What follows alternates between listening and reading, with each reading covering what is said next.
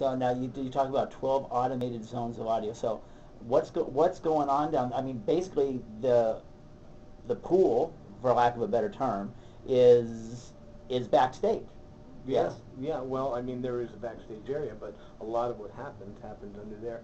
They depended really heavily on the audio for the artists needed their cues. They needed to know musically where they were. Also, there was coaches that would count them off. So there was like a voice of God, which actually I dubbed Neptune, Mike. That's good. And there was click. There was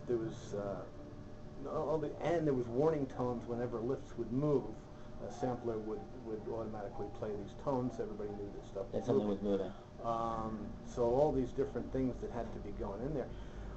We worked long and hard to get everybody to be able to hear, because sound travels so differently underwater. Oh, everything you ever knew about audio, you have to throw out the window. It's all different.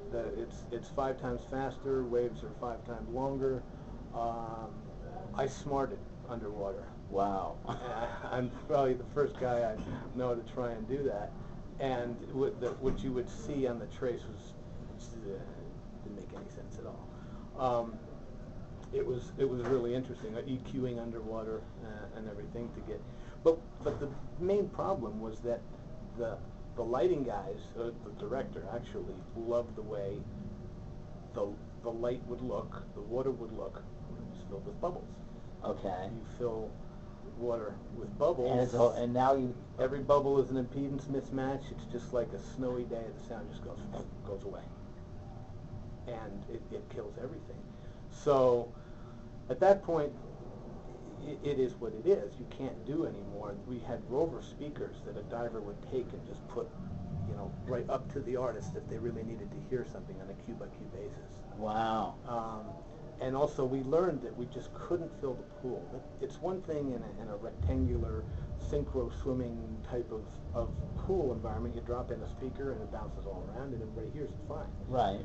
Not so down there. It was just it was completely different. So we realized we had to take the sound to the people and get as close. So that's why we had the zones. Okay. So that they would turn on really loud in the places that they needed to, when they needed to. Okay. And we ended up with 24 speakers down there. What do you use down there? And how do you waterproof them? And well, there's a lot of speakers out there. Now there's even more that are made for it. Yeah. We auditioned them all. We tried them all, and we went through quite a few different ones, and we blew them up regularly. And yeah, it was interesting. And then the comm thing was its own challenge. We tried for a long time to get some sort of wireless thing to work. I would think that's not a chance kind of thing. Well, I mean, they exist. The technology exists. Most everything that gets used is with an ultrasonic carrier, the divecom systems, and they work in the ocean, right? And the open water. Again, with all the metal down there and then all the bubbles, it goes away. So we ended up just having to do umbilicals to 2 divers that were down there on comm. They were the eyes and ears. Okay. Or the eyes down there to call clears and everything. So they had communication with the stage management. Yeah, and that evolved quite a lot too, that system. Now, when you say it evolved quite a lot, you're talking over a period of years from the time it was. Yeah, just rebuilding the way we did things and the components that we used.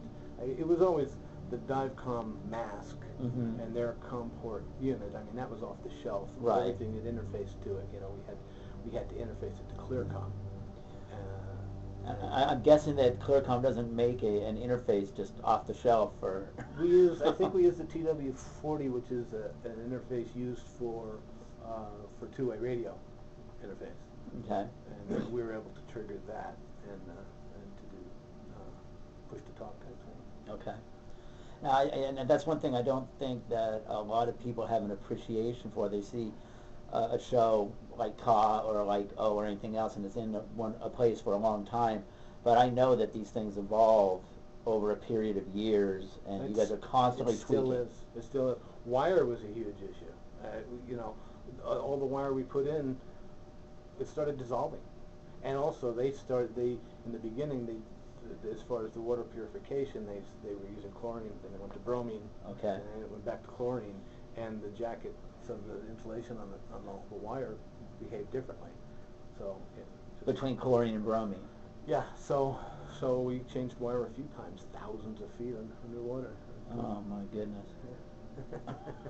I can't even imagine the size of the job that is. Yeah, but it was fun. Yeah.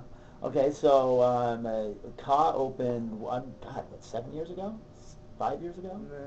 90. Oh, Ka. Beginning of 04.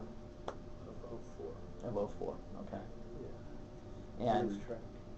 what was that? I lose track. I was so you Lose counting.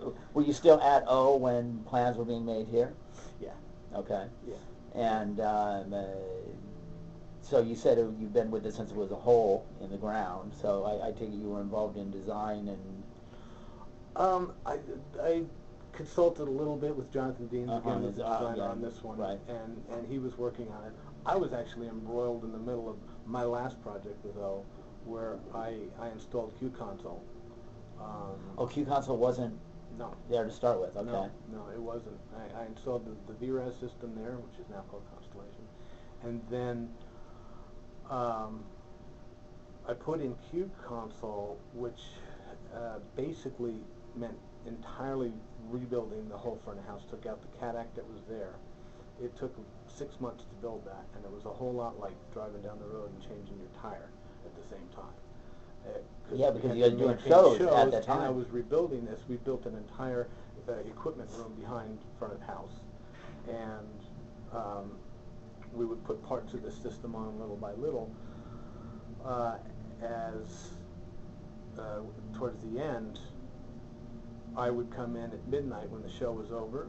I'd roll out my little ice cream cart with my whole console, repatch everything, and I'd just spent weeks and weeks mixing the show on the new system. Right. To duplicate what was there, getting ready for a whole changeover.